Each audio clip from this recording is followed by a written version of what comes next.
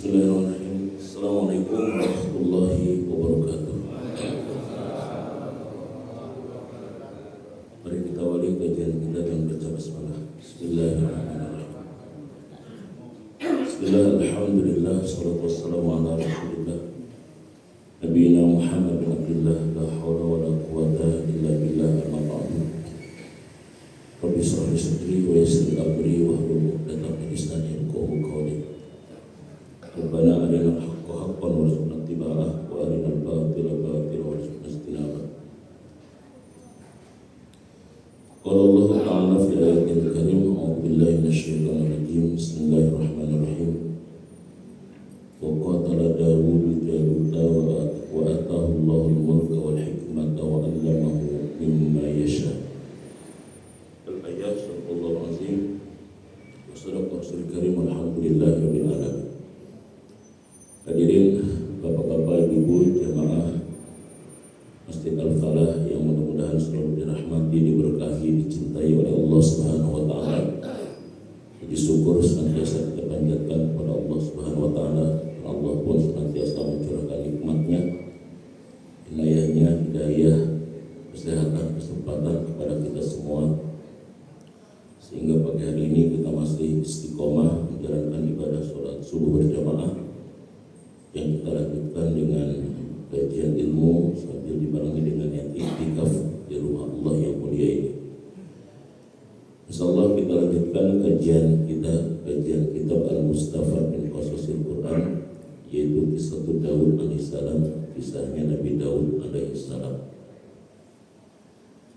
Kisah Nabi Daud ini viral. Nabi Daud ini ketika beliau membunuh Jalut sebagai pemimpin atau panglima tentara orang kafir yang sangat kejam, diktator dan otoriter ya. Bani Israel ini kan kaum yang sangat bebal sebetulnya. Allah Subhanahu wa taala memuji Bani Israel itu kan dengan berbagai macam hal.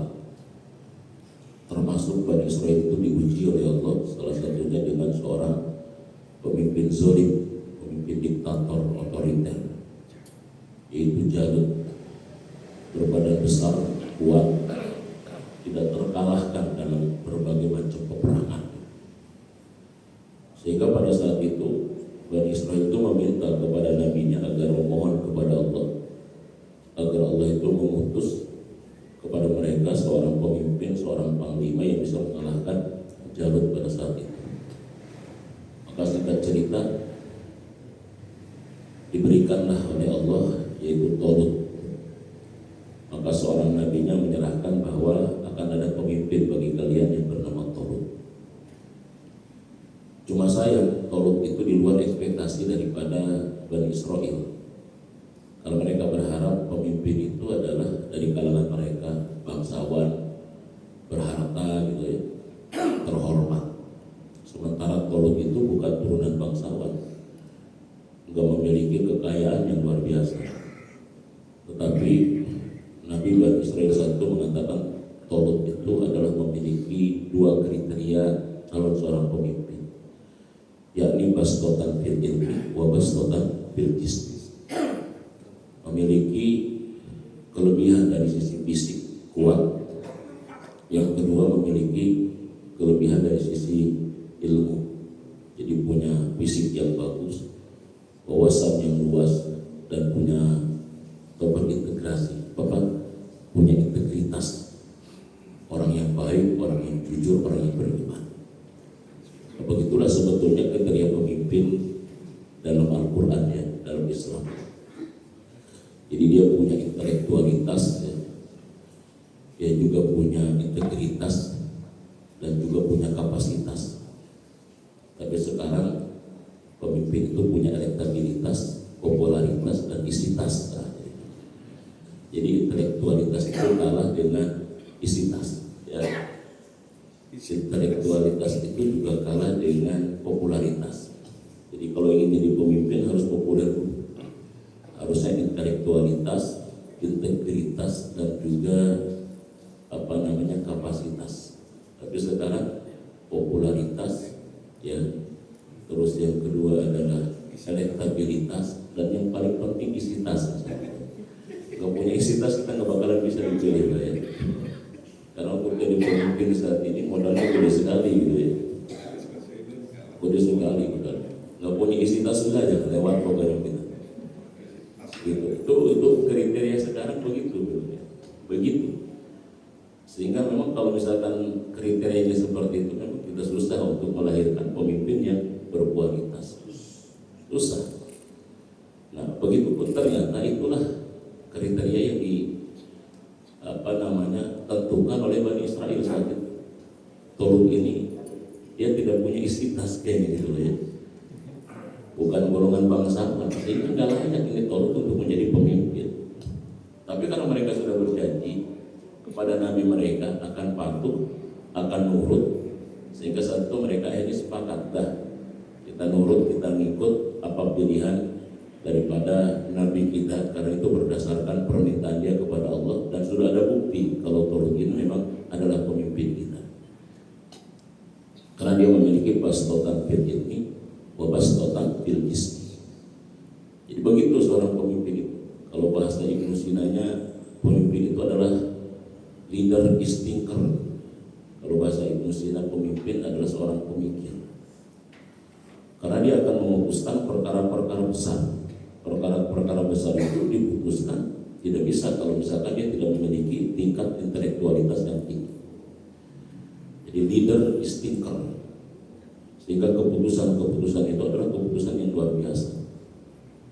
Kalau saya nulis keputusan itu kan ada 3. Ada keputusan berdasarkan rasionalisme, ada keputusan berdasarkan intuisi, ada keputusan berdasarkan imani. Cuma kita kadang-kadang kan keputusannya selalu berdasarkan rasionalisme. Ya satu saja gitu ya. Menentukan ataupun menganalisis kira-kira masalah seperti apa, goal yang ingin dicapai apa, indikator kesuksesannya apa, analisis SWOT dan sebagainya. Nah, ini keputusan berdasarkan rasionalisme. Ada juga keputusan berdasarkan intuisi. Tidak cukup dengan rasionalisme. Makanya seorang pemimpin itu feelingnya juga kuat, tapi feeling itu berdasarkan pengalaman dan data yang dia lalui. Jadi sebetulnya setelah dia menganalisis berdasarkan rasionalismenya, logikanya, maka di situ juga feelingnya, intuisinya juga baik. Nggak cukup dengan intuisi, imannya juga baik. Karena kan keputusan itu kan hanya rencana. Tetapi kan di hadapan kita itu banyak sesuatu yang antara rencana dengan kenyataan itu juga berbeda. Karena ada sesuatu di luar daripada kendali kita, di luar daripada jangkauan kita.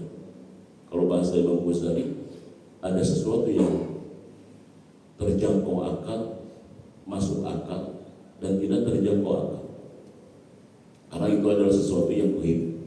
Di sini perlu yang disebut dengan keputusan imaninya. Jadi rasionalisme, intuisi, dan juga keimanan. Nah ini yang harus ada di dalam seorang pemimpin. Nah itu yang terjadi nanti kita belajar daripada kisah Tolut ya dengan Daud ini. Nah akhirnya Tolut itu dipilihlah sebagai pemimpin untuk menghadapi Jalut. Ternyata Jalut ini memang luar biasa, Pak. Kuatnya luar biasa, tidak pernah terkalahkan. Besar, kuat, diktator, otoriter luar biasa. Sampai akhirnya Tolut memerintahkan kepada orang kepercayaannya untuk mencari siapa kira-kira dari golongan Bani Israel ini, rakyatnya itu yang punya potensi untuk bisa mengalahkan Jalut ini.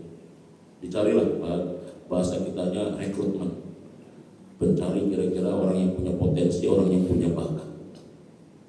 Nah akhirnya singkat cerita, si pencari bakat ini datang ke rumahnya Daud. Jadi Daud itu ada 3 bersaudara. Sama bapaknya yang 2 diizinkan, tapi Daud tidak diizinkan.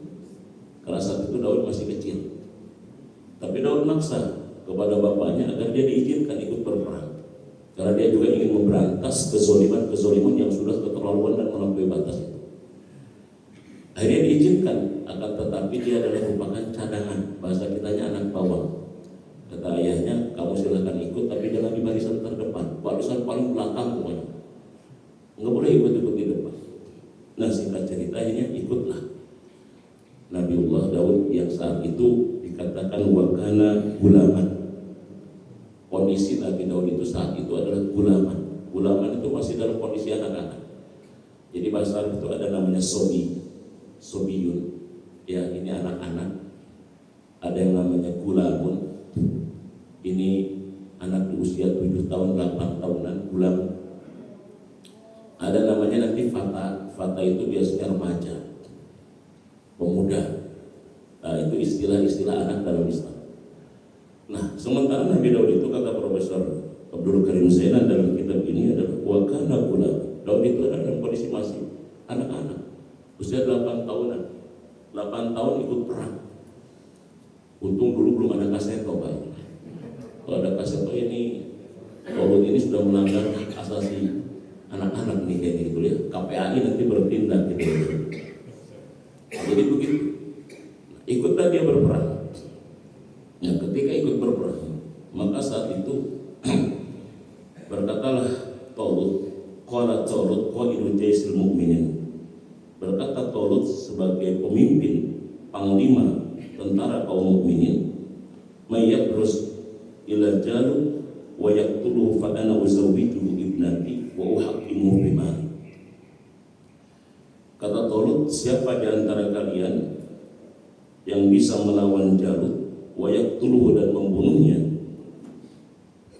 fa ana uzawwijuhu ibnati wa uhaqqimu bimali, maka aku akan nikahkan dia dengan putriku dan akan kuserahkan dia untuk mengurusi harta, untuk mengurusi tentang hartanya, mengurusi tentang pemerintahannya. Wah, diangkat menjadi mantu plus diangkat menjadi menteri sekretaris kabinet kayak gitulah.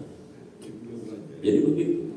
Nah ini kata Imam Qurtubi, dalam tafsir beliau begini. Jadi kata Imam Qurtubi, wajibul jawaiz liman yakum bil amalil azim. Itu boleh memberikan hadiah kepada orang yang mampu menyelesaikan tugas-tugas besar. Kata Imam Qurtubi begitu. Jadi boleh kita memberikan hadiah kepada orang yang mampu menyelesaikan tugas-tugas besar. Itu namanya reward. Itu boleh memberikan reward. Memberikan hadiah itu boleh, karena sebagai bentuk motivasi. Jadi kita misalkan ke anak juga, anak kalau misalkan kamu dalam waktu 2 tahun bisa hafal Al-Quran, nanti ayah atau ibu akan umrohkan. Itu boleh. Ya, jadi boleh memberikan hadiah kepada orang ketika dia bisa menyelesaikan, dan itu sebagai bentuk motivasi. Nah sama begitu pun ketika Talut menyampaikan kepada para tentara itu, siapa yang mampu mengalahkan Jalut, membunuh Jalut, maka akan ku nikahkan dia dengan putriku dan akan aku berikan dia kekuasaan untuk mengurusi tentang harta.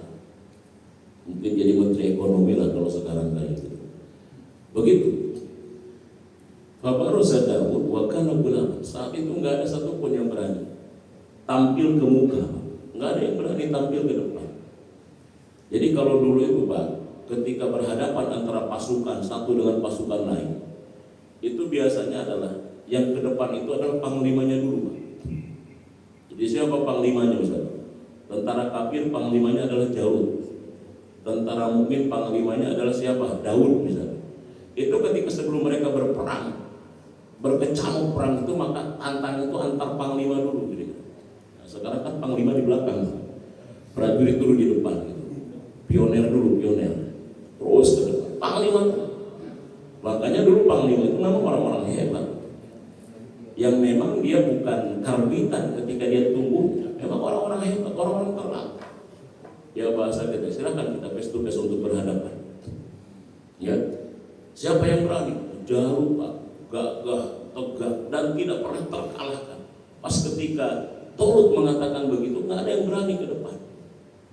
Pada saat itu akhirnya Fabaroza Daud wa kana gulam, dia ke depan. Saya wahai Tuan yang akan menghadapi Jalut itu. Kaget semuanya. Anak 8 tahun mau menghadapi raksasa kayak gitu Pak. dan terlatih yang luar biasa. Terus ana ubarrizu lahu wa uqattiluhu, aku akan melawan dan membunuh dia. Walam yuqbal ayyal bisad dar'an wala ayyahmila silah. Terus kata saat itu Ahmad Thalib disuruh dia pakai baju besi.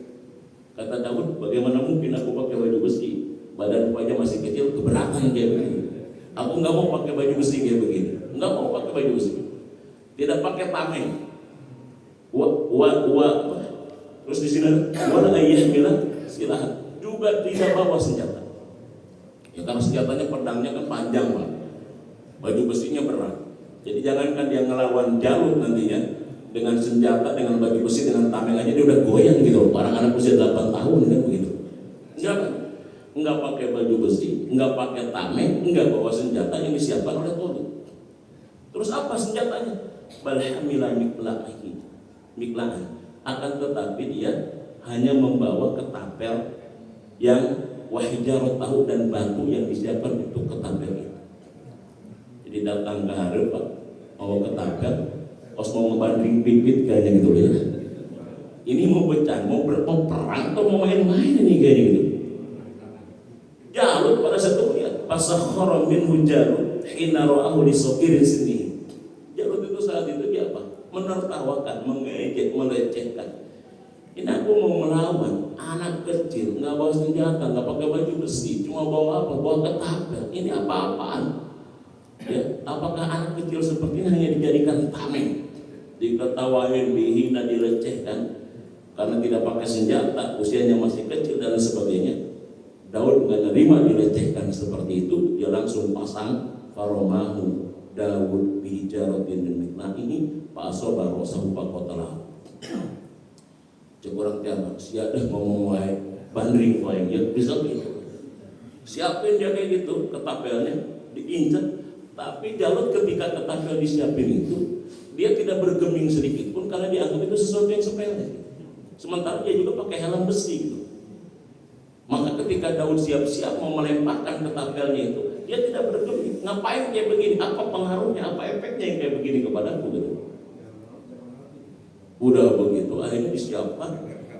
Ternyata ketapel itu tepat Pak Asobar rosahu mengenai kepalanya. Fakotalahu hajar rosahu wajah abi ila tolu qaidu jaisil mu'minin. Maka pada saat itulah ketapelnya mengenai kepala Jalut, dia tersungkur mati sampai akhirnya kepalanya diputuskan dibawa kepada Thalib. Saat itulah Nabi Daud kecil mulai viral, orang yang mampu mengalahkan panglima perang kafir yang ditampar kuat tak terkalahkan oleh anak yang 8 tahun pada saat itu. Ini pelajaran yang sangat luar biasa. Kalau bahasanya Abdul Qadir Zaidan di dalam ayat ini dan di dalam kitab ini dikatakan at-tuqat kadang-kadang pemimpin besar yang sombong itu ternyata dalam sejarah Pak, dikalahkannya, dibinasakannya ternyata oleh manusia yang lemah, oleh kekuatan yang kecil sebenarnya dalam sejarah begitu.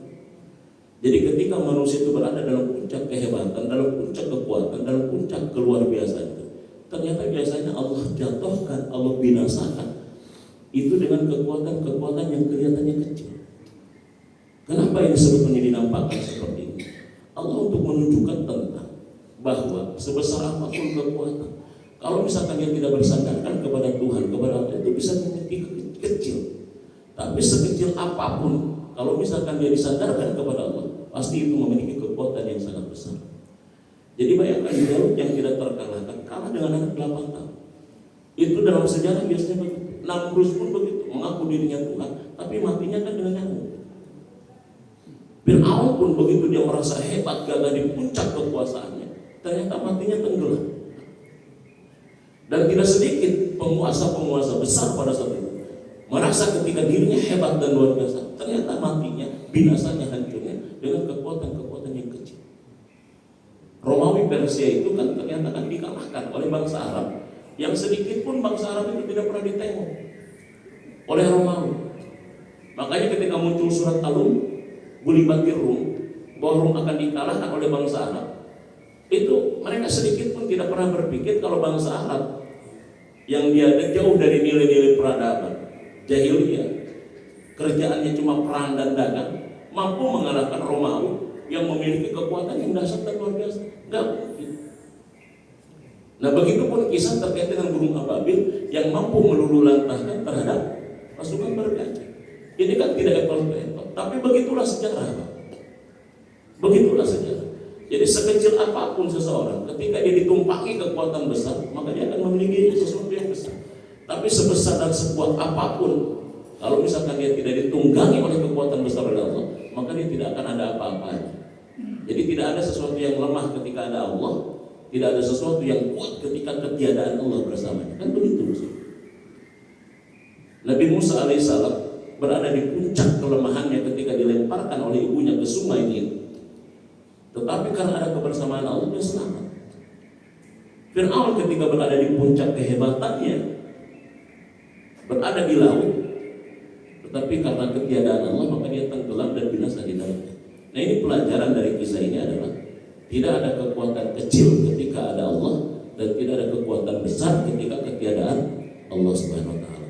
Nah, ini yang tidak boleh dilupakan oleh pasukan kaum muslimin, umat Islam di dalam menghadapi berbagai macam rintangan, tantangan, termasuk di dalam hal peperangan dan lain sebagainya. Nah, ini penting untuk dijadikan spirit bahwa kekuatan kecil menjadi besar dan hebat ketika adanya Allah, dan kekuatan besar dan hebat itu akan menjadi lemah ketika ketiadaan Allah bersama. Makanya tugas kita itu sebetulnya bagaimana mengundang intervensi, mengundang campur tangan Allah Subhanahu wa taala dalam kehidupan kita. Nah, di situ akhirnya Nabiullah Daud alaihissalam ketika masih remaja itu mampu mengalahkan, dan saat itu Nabi Daud khawatir bahwa rakyat Bani Israel itu mengeluhkan dirinya, ya, kemudian dia mengasingkan diri, ya, pindah dia dari tempat itu, dari keramaian, untuk senantiasa bermunajat kepada Allah Subhanahu wa taala. Nah, kemudian setelah dia cukup umur, maka dia kembali kepada Tolut. Kemudian akhirnya Tolut menikahkan seperti janjinya dengan putrinya, dan kemudian menyerahkan tentang kerajaannya. Disitulah akhirnya Nabiullah Daud alaihissalam menjadi raja, yang menjadi panglima, sekaligus Allah angkat menjadi nabi. Wa qatala Daud Jaluta wa atahu Allahul mulka wal hikmata wa 'allamahu mimma yasha. Setelah Daud membunuh Jalut, pada saat itulah wa atahu Allahul mulka wal hikmah wa 'allamahu mimma yasha. Maka Allah berikan kepada Daud 3 hal. Satu, diberikan kepadanya adalah al-mulka, kekuasaan, kerajaan. Abdul Karim Jadan mengatakan begini, wa inna ma takunu hadhil imarah 'ala an-nas min amillahi 'ala al-amiri aw 'ala al-hakim idza qama bil hukmi as-salih. Wa inna ma yaqumu bil hukmi salih ar-rajul salih. Wa hakadha kana hukmu Daud faqad hakama bainan nasi wa sasa wa ra'i wa sasa ra'iyatu bil 'adl faqad huwa al-hakimul 'adilus salih. Kata Abdul Karim Jadan begini, wa inna ma takunu hadhil imarah 'ala an-nasi min amillahi 'ala al-amiri aw 'ala al-hakim idza qama bil hukmi salih. Jadi kepemimpinan, Pak, kekuasaan itu adalah bagian daripada nikmat Allah ketika dijadikan tujuan untuk menegakkan hukum-hukum Allah dan kemaslahatan bagi manusia. Jadi umat Islam ini jangan alergi dengan kekuasaan. Umat Islam ini jangan alergi dengan pemerintahan. Justru pemerintahan yang baik itu amat sangat bergantung kepada orang yang baik. Bahkan di sini dikatakan al-jama'atul muslimah tasmu ila al-hukam, bahwa seorang kelompok kaum muslimin itu harus justru dia juga boleh memilih kekuasaan. Jadi kekuasaan bagi seorang muslim, seorang mukmin itu harus seperti harta. Jadi kalau kita memiliki harta, maka kita pun bisa beribadah dengan baik dengan harta itu. Sama kita pun ketika memiliki kekuasaan, maka kekuasaan itu bisa menjaga agama kita. Dasar kekuasaan adalah agama, dengan kekuasaan bisa menjaga agama. Makanya kata Imam Ghazali, antara kekuasaan dengan agama adalah seperti saudara kembar yang tak bisa dipisahkan. Jadi umat Islam jangan alergi dengan kekuasaan. Umat Islam jangan alergi dengan pemerintahan, umat Islam jangan alergi dengan kepemimpinan. Bahkan bumi ini sebetulnya disiapkan oleh Allah untuk siapa? Yarisuhan ibadiyah sholihin. Allah wariskan bumi ini untuk hamba-hambanya yang apa? Yang soleh. Kejahatan itu kan terjadi bukan karena yang jahat itu hebat, tapi karena yang baiknya itu kadang-kadang diam dan menghindar, tidak mau mengambil resiko gitu. Nah ini tentang Daud. Dari Daud ke Sulaiman, sama Nabi Sulaiman juga seorang penguasa. Maka kekuasaan bagi seorang mukmin, bagi seorang muslim adalah bagian daripada nikmat Allah untuk kemaslahatan umat manusia. Makanya dalam bahasa kita kan pemimpin itu disebut imam. Bahkan tidak sedikit nanti ya di dalam surat Al-Isra surat 17 ayat 71 ya. Itu bahwa kita itu nanti dipanggil oleh Allah itu berdasarkan pemimpin-pemimpin kita. Ya, wa yauma nad'u kulla unasin bi imamihim. Pada hari nanti setiap manusia akan dipanggil berdasarkan pemimpin-pemimpin mereka. Nanti kita ketika di hari kiamat Pak, dipimpin, dipanggil berdasarkan pemimpin-pemimpin kita. Ya nanti kisahlah umatnya Nabi Ibrahim, ya umat Ibrahim, wahai umatnya Ibrahim. Ya, nanti lagi ada wahai umat Musa, ya umat Musa, wahai umat Isa. Wahai umat Muhammad, wahai umatnya Nabi Muhammad dipanggil.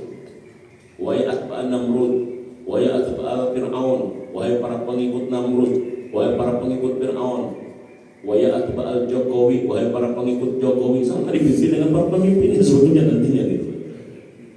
Iya. Wahai atba'al Gibran, itu betul dalam hadis begitu Pak, dari Abi Hurairah begitu. Seseorang itu nanti di hari kiamat dipimpin berdasarkan pemimpin. Makanya dalam Islam itu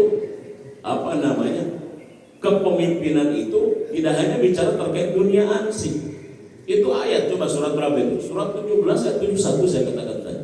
Dan lihat tafsirnya, salah satunya adalah hadis dari Abi Hurairah. Ya. Coba dalam tafsir Qurtubi, dalam tafsir Ibnu Katsir dan sebagainya. Semua dipanggil pada hari kiamat berdasarkan kepemimpinan. Makanya kita juga hati-hati di dalam menentukan seorang pemimpin. Ya, ada 4 istilah kan, istilah kepemimpinan dalam Islam ya. Satu imam kan, disebut dengan imam. Cuma kita ini kadang-kadang imam itu kan baru imam sholat doang. Makanya sholat itu adalah miniatur tentang bagaimana kepemimpinan dalam sebuah negara. Imam itu adalah seorang pemimpin yang dia selalu berpegang teguh terhadap Quran dan Sunnah. Itu imam. Ya, makanya imam sholat itu kan ya abstahnya dilihat bagaimana dia sesuaikan dengan Sunnah Nabi Sallallahu Alaihi Wasallam. Ada juga yang disebut dengan khalifah. Ya khalifah itu dari kata khalafa pada dasarnya. Khalqun itu kadang-kadang di belakang kemudian diterjemahkan yang menggantikan. Jadi khalifah itu adalah pengganti orang di depannya. Karena dia pengganti maka khalifah itu harus sama dengan yang di depan. Makanya para khalifah yang 4 itu nggak berani dia jadi khalifah karena dia nggak bisa dia seperti Nabi. Maka itu khalifah. Semuanya pada mundur kan. Kemudian akhirnya musyawarah para sahabat, dipilihlah Abu Bakar. Kenapa mereka pada nggak mau? Karena mereka tidak bisa menjadi pengganti dalam hal masalah urusan dunia ya, bukan urusan agama. Urusan agama kan Nabi tidak bisa digantikan karena dia adalah penutup para nabi. Nggak ada yang mau. Kenapa? Karena seorang khalifah itu harus percis dia menggantikan terhadap orang yang di depannya. Minimalnya sama gitu, kualitasnya minimalnya sama dengan yang di depannya. Makanya para sahabat terasa dia tidak bisa sama dengan Nabi, maka mereka takut, khawatir tidak sama seperti Nabi. Dan rata-rata memang begitu, selalu hampir sama. Pengganti-pengganti yang terbaik. Sama pemimpin kita juga semuanya yang terbaik awal. Soekarno itu kan orang cerdas, insinyur, lulusan Belanda kan. Berbagai macam bahasa juga Pak. Wakilnya itu dulu siapa? Ketika kita belum ada universitas, pemimpin-pemimpin kita hebat-hebat, walaupun belum ada universitas yang bisa melahirkan orang-orang intelek. Soekarno, wakilnya siapa dulu Soekarno pertama? Muhammad Hatta, diplomat luar biasa cerdas. Setelah Muhammad Hatta, lanjutannya siapa wakilnya lagi? Syahrir atau ada Malik? Ya, terus Syahrir, ada Malik. Terus Soeharto juga orang cerdas, jenderal, jago strateginya. Wakilnya siapa?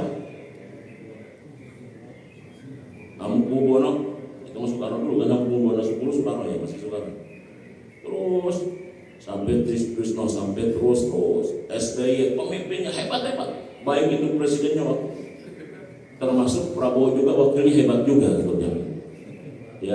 Jadi semuanya emang orang kita hebat semua. Belum ada universitas saja masih hebat, apalagi sudah banyak universitas.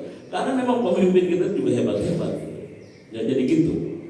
Nah jadi kepemimpinan itu sesuatu yang penting. Makanya kata Rasulullah SAW apa? Qiwamud dunya bi arba'atin asya. Dunia ini tegak berdiri, bukan hanya negara, dunia tegak berdiri karena ada 4 pilar. Siapa yang menjadi pilar dunia ini? Kata Rasulullah, pertama adalah bil ilmi, seorang ilmunya para ulama. Makanya ulama itu memimpin negaranya dengan ilmu, dengan ilmunya. Dia memang tidak tahu tentang taktis dan teknisnya, Pak, tapi dia punya ilmunya. Makanya ulama ngomong, ya dia memang kerjaannya ngomong. Ulama di sini juga ilmuwan, Pak, ya, maksudnya. Baik ulama dalam artian dia adalah ulama dalam bidang agama maupun ilmuwan. Jadi dalam hadis Nabi, ya, qiwamud dunya bi arba'atin asya, tegaknya negara, tegaknya dunia karena 4 pilar. Pilar yang pertama adalah bil ilmi ulama, dengan ilmunya para ulama, dengan ilmunya para ilmuwan. Ini menunjukkan bahwa keputusan apapun basisnya harus basis apa? Basis ilmu, basis intelektual, bukan basis kepentingan. Ini menunjukkan itu. Keputusan apapun harus basisnya basis intelektualis, bukan terkait dengan kepentingan. Itu satu. Nah yang kedua, dengan ilmunya para ulama yang selalu dia mendampingi para umar, maka akan lahir apa yang kedua? Bil adlil umar, pemimpin yang adil. Makanya pemimpin itu yang diharapkan apanya? Keadilannya. Karena kalau sudah pemimpin yang adil, insya Allah pun terlibat di dalam kepemimpinan, keadilan. Karena keadilan inilah yang akan melahirkan apa? Yang akan melahirkan kesejahteraan. Apa itu adil? Wal mustaqim fi mahalihi, meletakkan sesuatu pada tempat. Jujur, adil, ya, beradab. Itu negara kita itu luar biasa. Ya, konon baru ditemukan katanya di Dompu itu ada harta karun, ya, 200 miliar ton emas katanya. Benar atau enggak itu ya? Itu luar biasa. Ada harta karun, ya, 200 miliar ton emas. Ini Indonesia ini karunia Allah. Kalau benar mengurusnya gini, ini kalau 200 miliar ton itu kira-kira rakyat kita sejahtera nggak kira-kira? Tapi konon itu baru mau dikerjakan, nanti digarap katanya sekitar 20 atau 25 tahun yang akan datang. Kenapa nggak dari sekarang? Ya, mungkin masih banyak cadangan kali ya, yang di Papua yang gimana gitu. Oh, ini luar biasa negara kita ini, negara yang kaya raya. Tapi kaya raya, anugerah Allah, kalau misalkan salah urus juga kan kacau. Kalau salah urus, maka harus wabil adil umar, pemimpin yang adil. Nah yang ketiga apa? Wabil sakhawatil adniyah. Ekonominya adalah orang-orang dermawan yang tidak hanya mementingkan kepentingan pribadi dan kelompok. Ya, ekonominya dermawan. Para pelaku bisnisnya orang dermawan, orang-orang kayanya yang dermawan. Karena orang kaya ini kan sebetulnya dia berada di 2 kaki, kakinya satu di surga, kakinya yang satu lagi di neraka. Dia sebetulnya orang kaya itu lebih gampang masuk surga, jadi juga lebih gampang masuk neraka. Tinggal bagaimana dia mengelola hartanya. Saya baca itu kan 1-2 minggu yang lalu, itu saya baca berita tentang Elon Musk. Elon Musk itu di hari Kamis bulan November itu dia mendapatkan keuntungan dari bisnisnya itu satu hari Kamis itu 530 triliun. Sehari dapat keuntungannya 530 triliun. Ya, kita kayaknya sampai mati pun gak dapat kayak begitu. Kemudian akhirnya dia dinobatkan, keseluruhan hartanya itu adalah 4.000 triliun. Sehingga dia dinobatkan Elon Musk termasuk orang kaya terkaya di dunia dengan kekayaan harta 4.000 triliun. Tapi saya baca juga sejarahnya tentang Abdurrahman bin Auf. Abdurrahman bin Auf hartanya dikonversi oleh 3 ekonom. Ada yang mengatakan yang pertama kalau dikonversi kepada rupiah, hartanya Abdurrahman bin Auf itu adalah Ada lagi yang satu 14.000 triliun. Adi Hidayat mengkonversi 72.000 triliun. Bayangkan siapa Melon Mas kira-kira? Tetapi Abdurrahman bin Auf, walaupun dia termasuk orang yang terkaya sampai 72.000 triliun atau 17.000 triliun, dia masuk kategori 1 dari 10 orang yang dijamin masuk apa? Masuk surga. Udah kaya, dijamin masuk surga. Ini udah susah, miskin, neraka di bawah, repot ya, repot. Jadi artinya nggak ada apa-apanya Elon Musk dengan Abdurrahman bin Auf ternyata. Tapi hebatnya, dengan harta yang begitu hebat, dia 1 dari 10 orang yang dijamin masuk surga. Kenapa sebabnya? Abdurrahman bin Auf paham tentang esensi harta. Makanya kata Profesor Mutawalli Asy-Sya'rawi, Mutawalli Asy-Sya'rawi ini adalah ulama yang luar biasa dari Al-Azhar, produktif, karyanya luar biasa. Di antara karyanya itu kan kalau yang lain bikin tafsir rata-rata 15 jilid. Kalau Profesor Mutawalli Asy-Sya'rawi itu tafsirnya aja 22 jilid, namanya Tafsir Asy-Sya'rawi. Sampai segini. Tafsirnya bagus, luar biasa, perpaduan antara klasik dan kontemporer. Ya, saya punya Profesor Asy-Sya'rawi. Kata Profesor Asy-Sya'rawi bahwa harta atau rezeki itu, kata beliau, ada 4 level. Ada 4 level rezeki. Pertama, adna'u darajat rezeki, level rezeki yang paling rendah. Yang kedua, ada a'la darajat rezeki, level rezeki yang paling tinggi. Yang ketiga, afdalu darajat rezeki, level rezeki yang paling utama. Dan yang keempat, beliau mengatakan ada tamamu darajat rezeki, level rezeki yang paling sempurna. Jadi ada level rezeki yang paling rendah, ada level rezeki yang paling tinggi, ada level rezeki yang paling utama, ada level rezeki yang paling sempurna. Apa level rezeki yang paling rendah? Al-malu wa adna darajat rezeki. Harta itu level rezeki yang paling rendah. Jadi saya ketika baca beritanya tentang Elon Musk 4.000 triliun, nggak kaget. Oh, ini level rezeki yang paling rendah kayaknya. Jadi biasa aja. Tapi kita kadang-kadang level rezeki yang paling rendah diposisikan seperti rezeki yang paling apa? Yang paling tinggi. Kenapa harta level rezeki yang paling rendah? Karena harta ini kan semua orang diberikan oleh Allah. Mau yang iman, mau kafir gitu, dikasih. Bahkan yang malas pun tetap dikasih, yang penggaul pun tetap dikasih. Ya, ini adalah harta level rezeki yang paling rendah. Makanya level rezeki yang paling rendah dan jangan dijadikan apa? Ambisi, obsesi yang menyebabkan kita mengabaikan yang paling tinggi, apalagi yang paling sempurna. Nah, yang kedua adalah apa? Al-afiyah, a'la darajat rezeki. Kesehatan lahir batin adalah level rezeki yang paling tinggi. Jadi harta itu di bawah sehat, Pak. Harta itu di bawah sehat. Afiyah namanya. Afiyah itu lahir batin. Kan kita kan sihat itu bahasa Arab, sihat wal afiyah. Ada ulama yang mengatakan kalau sihat itu terkait dengan fisik badan, kalau afiyah terkait dengan rohani. Makanya kita selalu berdoa semoga sehat wal afiyah. Jadi kalau misalkan Bapak Ibu setiap pagi kuat keliling Yasmin, putaran sampai 10 putaran, bundaran Yasmin, bundaran Sempur misalnya, kuat sampai 10 putaran. Tapi ke majelis tidak kuat, ke masjid kagak kuat, itu baru sehat tapi tidak afiat itu. Baru sehat tapi tidak apa? Tidak afiat. Tapi kalau misalkan keliling Sempur sampai 10 kali kuat, ke masjidnya rajin, ke majelis ilmunya rajin, duduk di majelis ilmunya rajin, nah itu baru namanya sehat wala. Jadi begitu, maka hati-hati kita. Kalau misalkan ternyata lari kuat, olahraga kuat, pingpong sampai beberapa set gitu, tapi ternyata ke majelis ilmu kagak kuat, itu baru sehat tapi tidak apa?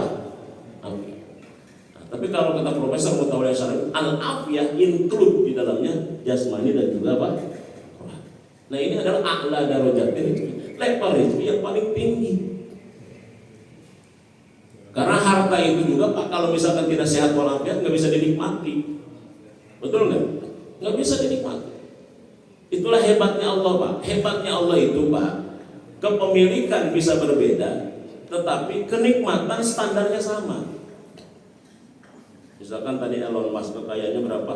4.000 triliun. Sarapan paginya satu porsi 5 juta.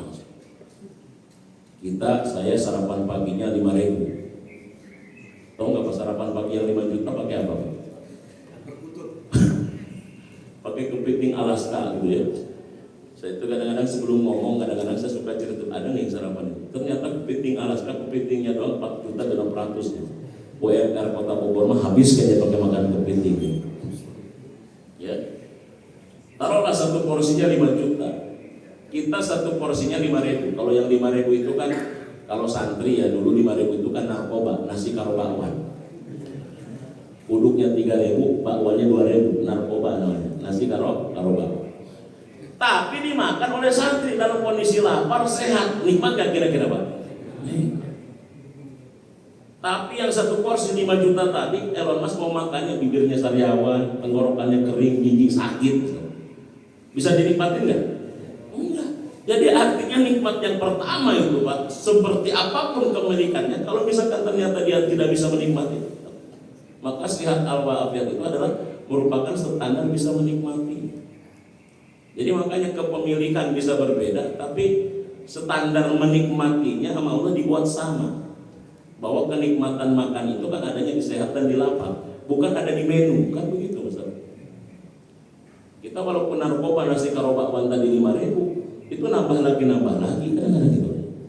Nah jadi artinya di situ kenapa kesehatan lebih tinggi daripada apa? Kalau bahasa saya kan begitu. Ya, harta banyak semuanya ada, one stop shopping gitu. Kulkas juga kayak kulkasnya Indomaret, semua minuman ada gitu. Tetapi kan semuanya pajangan. Mau ngopi Pak, jangan nanti mahnya kamu. Mau teh manis Pak, jangan nanti diabetes gula naik. Mau yang asin-asin Pak, jangan nanti darah tinggi. Mau yang digoreng-goreng Pak, jangan nanti apa? Kolesterol. Mau kacang-kacangan yang hijau-hijau Pak, jangan nanti asam urat. Udah, semuanya pajangan jawabannya. Mau tidur di atas kasur yang empuk Pak, jangan nanti saraf kejepit. Tidur di lantai. Makanan semua kagak boleh, pajangan.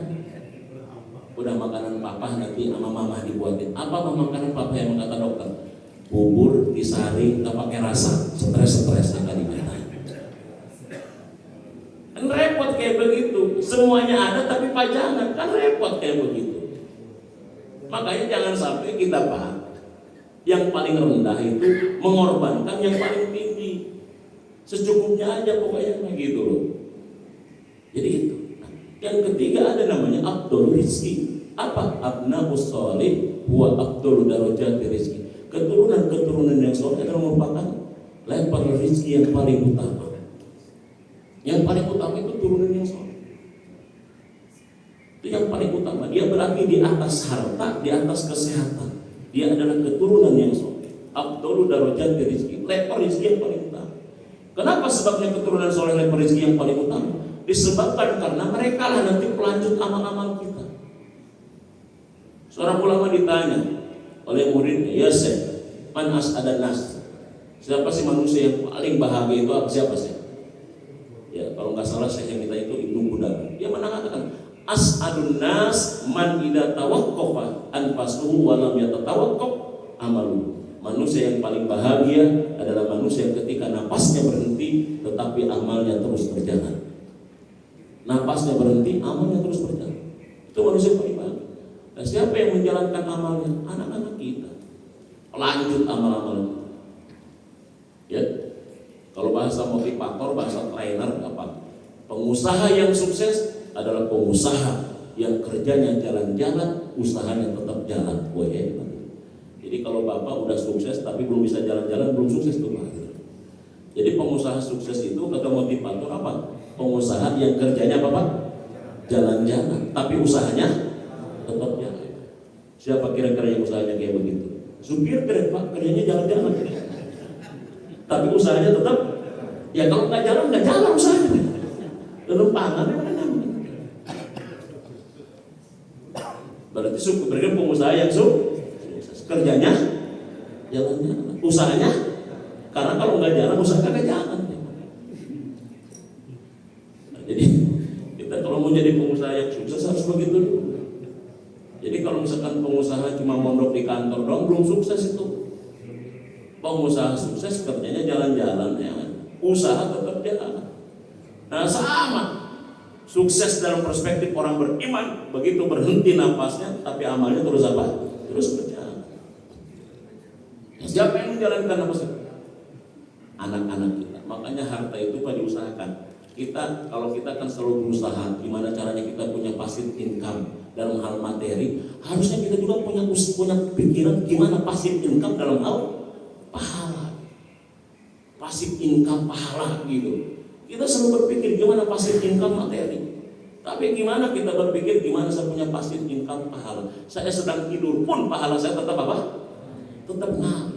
Harusnya kita berpikir begitu. Itulah orang bahagia, kata Ibnu Qudamah. As'adun nas man idza tawaqqafa anfusuhu wa lam yatatawaqqaf amaluhu.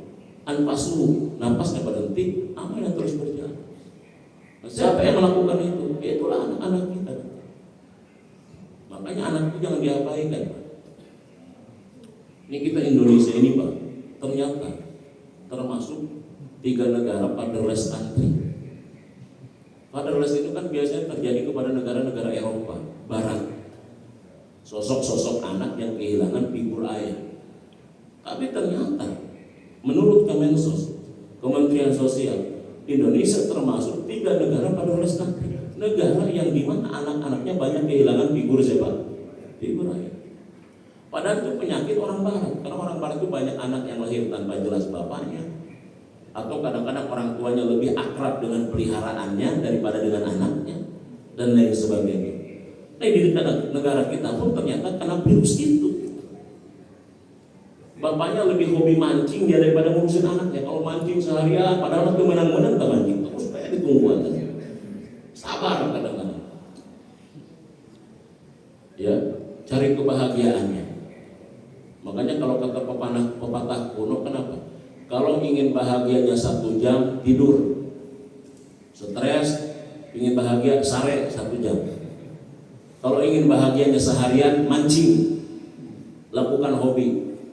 Kalau ingin bahagianya 1 tahun, 2 tahun, menang warisan. Beak warisan, stres deh. Tapi kalau ingin bahagianya seumur hidup, berkontribusilah dalam kebaikan dan amal soleh. Kan begitu masalah. Jadi pilihan kita mau bahagia 1 jam, mau bahagia sehari, 1 tahun, 2 tahun, atau seumur hidup. Bahagia seumur hidup, berinvestasilah dalam amal soleh kita. Itu bagi seumur hidup. Kan begitu masalah. Jadi ini rezeki yang keempat ya. Yang ketiga, afdhalur rezeki. Yang keempat, tamamu darajati rezeki. Level rezeki yang paling sempurna. Jadi kata Mutawali Asy'arawi, apa tamamu darajati rezeki? Level rezeki yang paling sempurna itu apa? Ridho Allah tamamu darajati rezeki. Ridho Allah adalah level rezeki yang paling sempurna. Ustaz, yang pertama, kedua, ketiga nampak jelas konkret. Ini yang kedua ini kan kita nggak jelas, makanya kita nggak pernah prioritaskan yang keempat. Ada seorang murid nanya ke gurunya, Pak, wahai Syekh, gimana cara aku bisa mengetahui kalau Tuhan itu tersenyum? Aku ingin lihat Tuhan tersenyum itu kayak gimana. Nanya muridnya, bagaimana caranya Allah itu senyum kepada? Bentuk senyum Allah itu kayak gimana? Kalau kita ditanya begitu sama anak, kira-kira jawabannya apa kira-kira? Dasar kamu, ateis kamu, akhirnya buat kita kadang-kadang. Bagaimana cara aku bisa melihat tentang senyumnya Tuhan? Si guru itu menjawab, kalau kau ingin melihat tentang senyumnya Tuhanmu, maka buatlah senyum orang tuamu. Ketika orang tuamu tersenyum dengan perilaku dan sikapmu, saat itulah Tuhan sedang tersenyum kepadamu. Jadi begitu. Jadi artinya sesuatu yang abstrak ini bisa dikonkretkan. Kan Allah juga begitu. Dalam surat yang ke-14 ayat 24-25. Bagaimana Allah menganalogikan kalimat thayyibah sebagai kalimat keimanan yang abstrak, dianalogikan oleh Allah dengan pohon yang baik. Ini kan Allah menganalogikan sesuatu yang abstrak dengan yang konkret. Iman dianalogikan dengan apa? Pohon yang baik. Alam taro kaifa daraballahu mathalan kalimatan thayyibatan kasajaratin thayyibah. Tidakkah kau perhatikan bagaimana Allah membuat perumpamaan kalimat yang baik, kalimat la ilaha illallah, kalimat keimanan itu seperti pohon yang apa? Yang baik. Artinya Allah bagaimana menganalogikan? Kalau dalam bahasa Al-Farabi ini namanya analogi transformatif. Bagaimana Allah mentransformasi sesuatu yang abstrak menjadi sesuatu yang konkret. Kan begitu sih. Jadi kalau misalkan kita ingin tahu ini kira-kira ada setrumnya atau tidak perlu bapak dan ibu mencolokkan telunjuknya ke piting, kecolokan. Ada setrum nggak? Dicolokin, ada mawat pada nantinya. Cukup kita pakai switch off, switch on-nya. Ini kira-kira lampu nyala kagak? Aslinya dingin kagak? Mic-nya bunyi kagak? Cukup kayak begitu. Nggak perlu kita colokin jari kita ke piting, hati kita nanti. Nah sama, ridho Allah itu abstrak, tapi bisa ditransformasi dalam bentuk sesuatu yang apa? Yang konkret gitu. Kan begitu. Apa itu ridho Allah itu? Kan begini gitu. Akal kita itu bisa membedakan mana kira-kira perbuatan yang mengandung ridho Allah, mana perbuatan yang mengandung murka Allah. Saya tanya, kira-kira kita sholat, kemudian kita duduk di majlis ini, di masjid ini kita duduk mengkaji ilmu Allah, ini termasuk perbuatan yang diridhoi atau yang dimurkai kira-kira? Menurut akal kita diridhoi, dimurkai? Diridhoi. Kalau dimurkai nggak mungkin saya juga datang. Istrinya mau kemana ya? Mau ke Yasmin. Ngapain? Mau ke tempat yang dimurkai. Nggak mungkin juga sebenarnya. Yang diridhoi berarti kalau ini diridhoi, perbuatan yang diridhoi berarti di situ ada ridho Allah. Kalau ini ada ridho Allah, berarti kira-kira ini level rezeki yang paling apa? Ngaji ini berarti level rezeki yang paling apa, Pak? Sempurna. Level rezeki yang paling sempurna. Jadi berarti kita bisa berangkat ke majelis ilmu, duduk di majelis ilmu, bisa berjamaah. Itu adalah level rezeki yang paling sempurna karena di dalamnya ada siapa? Ada ridho Allah. Jadi begitu, Pak. Jadi jangan sampai kita kadang-kadang kalah. Mau kemana? Bersatu. Level rezeki yang paling sempurna kalah dengan level rezeki yang paling rendah. Kopi di rumah gara-gara ada kopi doang.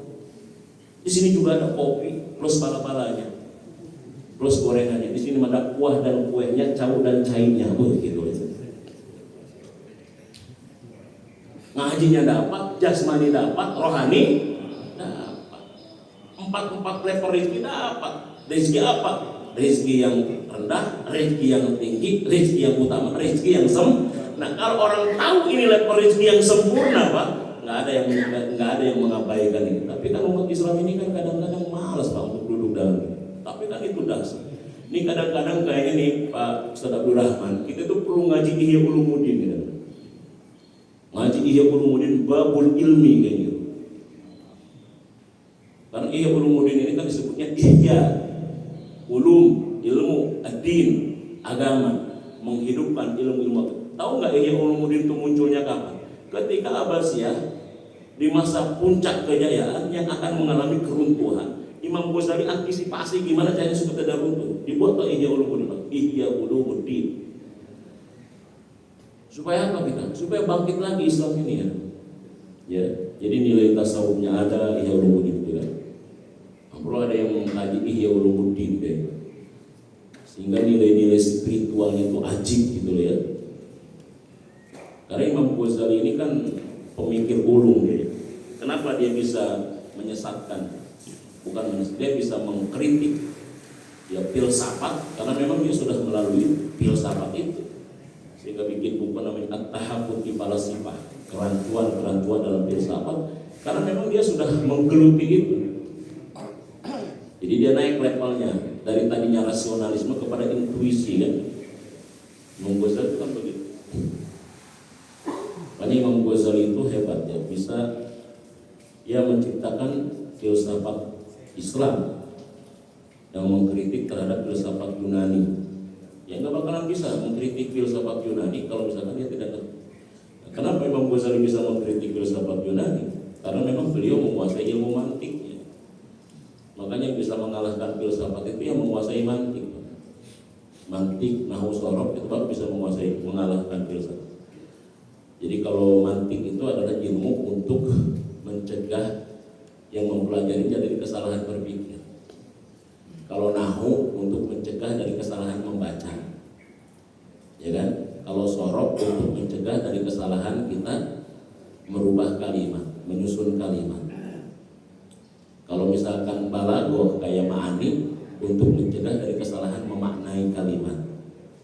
Kalau bayan untuk mencegah kita dari kesalahan menjelaskan.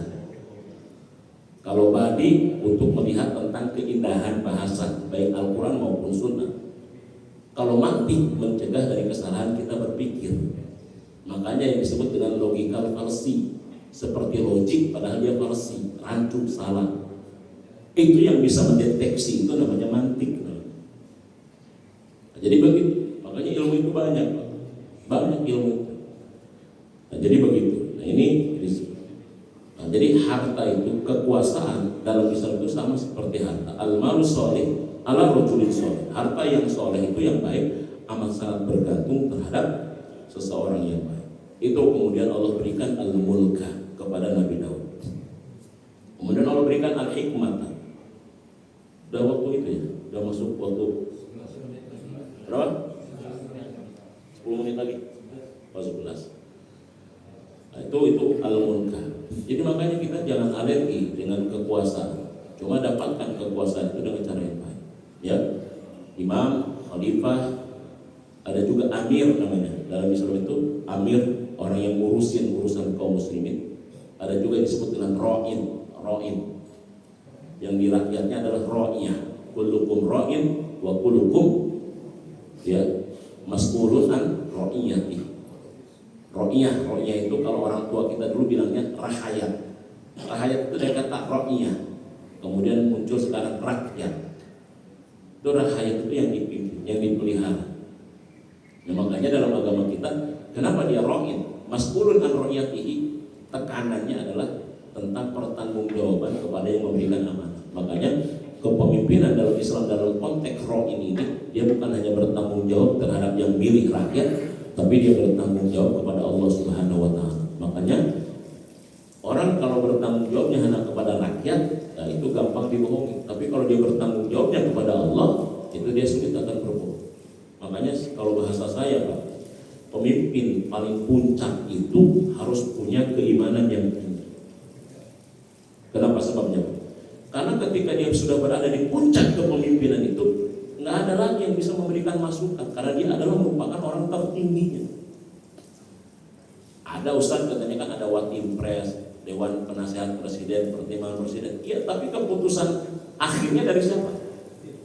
Presidennya. Walaupun penasehat itu juga kan kadang-kadang ngomongnya kan dia takut-takut juga gitu.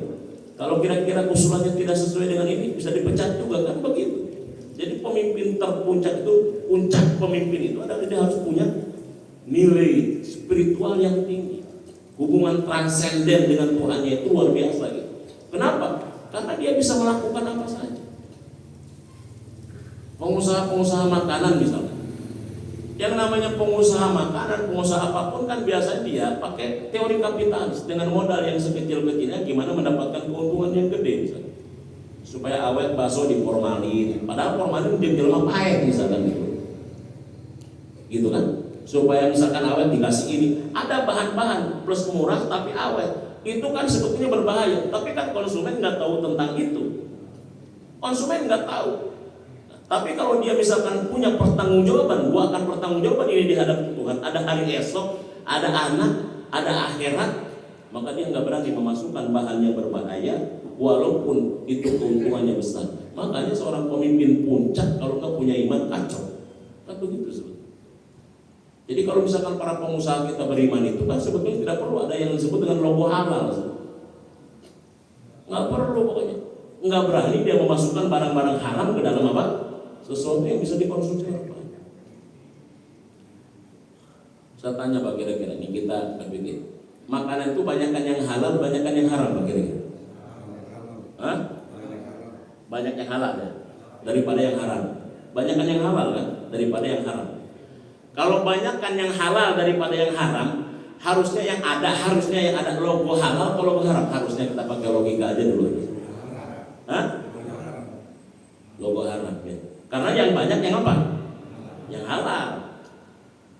Contoh, Allah nyuruh kepada Nabi Adam, makan semua yang ada di surga, kecuali satu doang, yang lainnya kan nggak dilabelin, yang satu haram, buah pohon khudi, jangan kau dekatin, haram. Allah stempel yang satu yang haram, yang lainnya tidak di stempel sama Allah.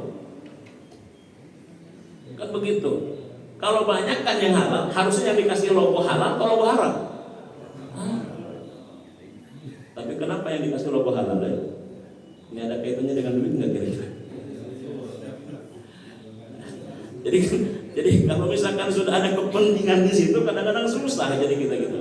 Ya kan logikanya begitu. Kalau misalkan banyakkan yang halal daripada yang haram, ngapain kita pakai logo halal? Udah aja logo yang haram aja. Ini haram, yang lainnya berarti halal. Gitu aja sebetulnya kan. Tapi kenapa begitu? Jangan-jangan bukan lagi keilmuan basicnya, tapi keuntungan karena ada income yang masuk kan begitu.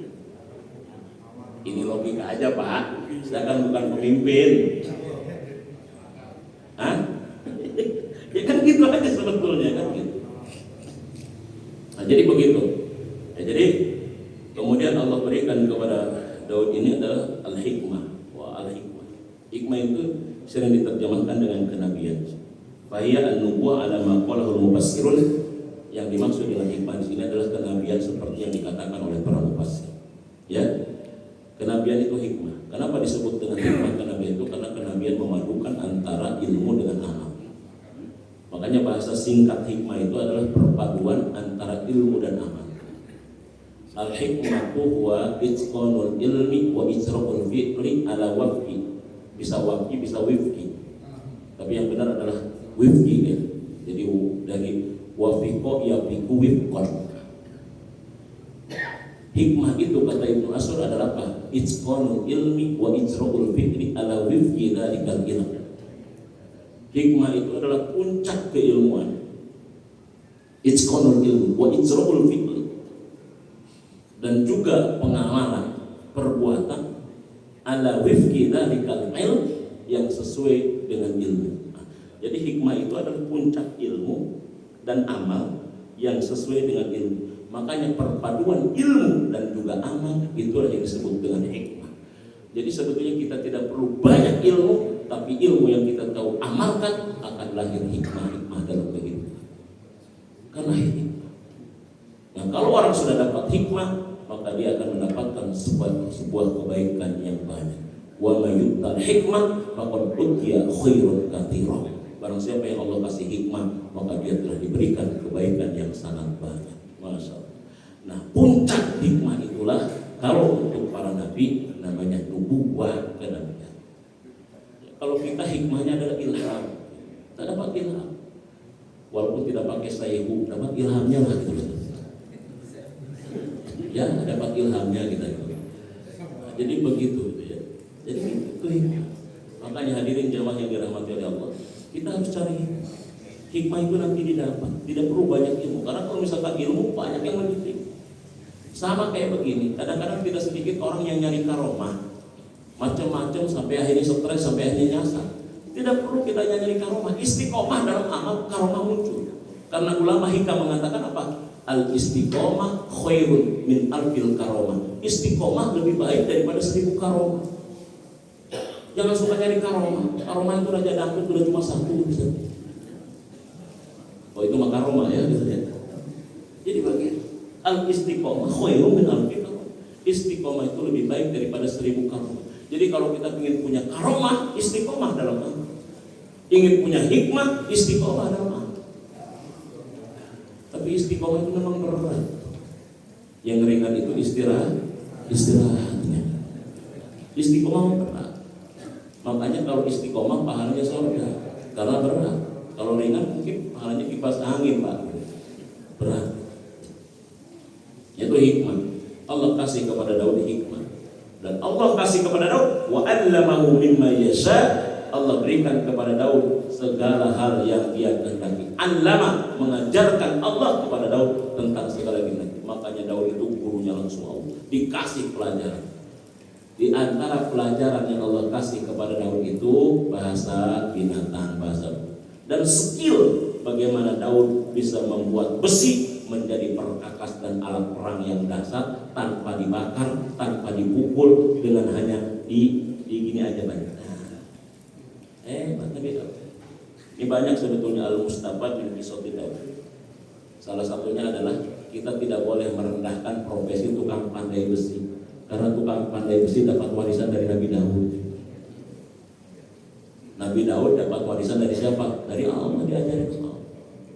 Makanya para pekerja di pindad buat senjata itu ternyata diamalin Nabi Daud.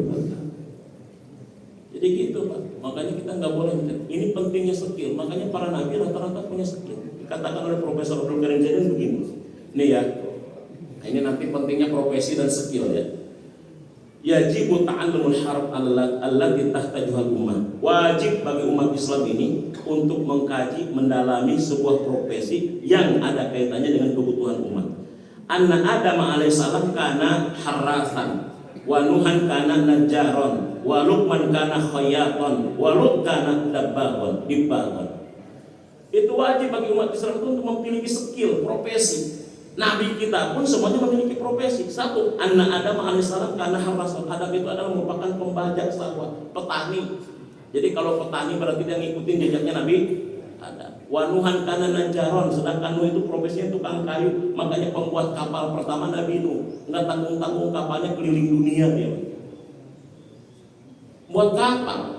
Wa Luqman karena khoyaton, Luqman al-Hakim, profesinya adalah khoyaton, seorang penjahit. Ada juga penjahat. Walut, dan sedangkan Nabi Lut karena dabbaghon, Nabi Lut itu adalah profesinya seorang dabbagh, penyamak. Jadi kulit-kulit binatang disamak jadi baju, jadi wadah. Dan Nabi kita Muhammad profesinya adalah sebagai apa? Keahliannya berdagang.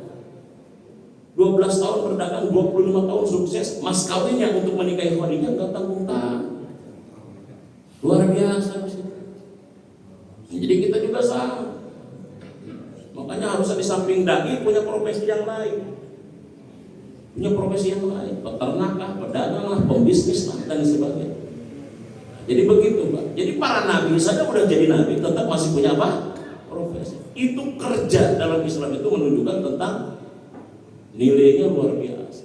Nah ini nanti kita bahas tentang bagaimana sebetulnya kerja dalam pandangan Islam. Kerja dalam pandangan Islam itu Pak sebagai bentuk syukur. Ya bentuk syukur sebetulnya. Bentuk itu kan wujudnya. Kan syukur itu 3 komponennya. Lafaz syukur, cara syukur, bentuk syukur. Lafaznya alhamdulillah. Alhamdulillahirabbil alamin. Alhamdulillah ala kulli halin. Alhamdulillah bi nikmatillah tatimmus sholihat. Itu lafaz syukur. Karena ada orang yang ngadu, Ustaz saya mah sudah alhamdulillah bersyukur terus, alhamdulillah, alhamdulillah, alhamdulillah, tas BG sampai kapakat-pakat, tapi nikmat nambah-nambah jangan gitu. Atau siapa alhamdulillah gawe henteu misalkan gitu. Ya enggak bakalan nambah. Alhamdulillah, alhamdulillah, alhamdulillah, alhamdulillah. Kerja kan? Kagak. Mau tas BG ganti sampai 10 kali tetap aja enggak bertambah-tambah. Itu baru lafaz syukur. Ada namanya kaifiyatus syukri, cara syukur. Apa cara syukur? Pasoli, ibadah. Ada yang ketiga, wanhar, wujud syukur, berkorban dengan nikmat, dengan rezeki yang Allah kasih. Makanya orang yang bersyukur itu orang yang berbagi. Makanya kerja itu dia wujud syukur atas nikmat hidup, wujud syukur atas nikmat ilmu, wujud syukur atas nikmat sehat. Itu namanya kerja. Makanya kita harus bekerja. Nah, itu salah satunya. Makanya orang kerja pasti rezekinya nambah. Orang yang nganggur pasti rezekinya kurang. Kerja. Ya bentuk kerjanya kan beda-beda. Ustaz, istri kan gak kerja, kerja dia di rumah. Siapa bilang istri kagak kerja? Ini kadang-kadang suami suka nggak menghargai kerjanya istri. Ih bapak bajunya rapi amat sih pak. Iya sama istri saya dirapiin. Kan istri saya nggak kerja. Pak anak-anaknya sehat-sehat. Ya istri dia setiap pagi dia nyiapin makanan. Kan istri saya nggak kerja. Terus anak yang nganterin istri saya nganterin sekolahnya, pulangnya kan istri saya nggak kerja. Emang itu kan disebut dengan kerja kan? Setiap ngomong istri saya nggak kerja, istri saya nggak kerja. Padahal dia bangun paling duluan, tidur paling masih disebut enggak? Bu, kalau ada suami kayak begitu, Bu, udah Bu, teke we Bu.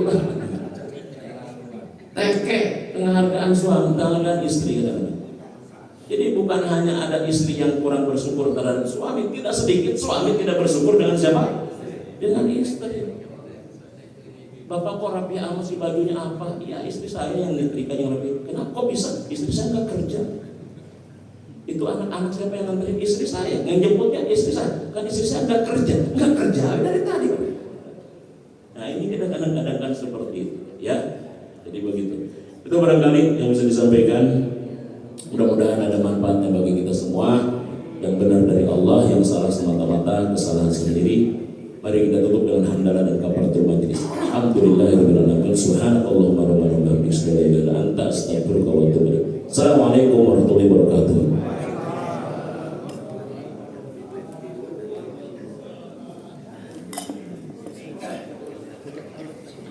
Hah?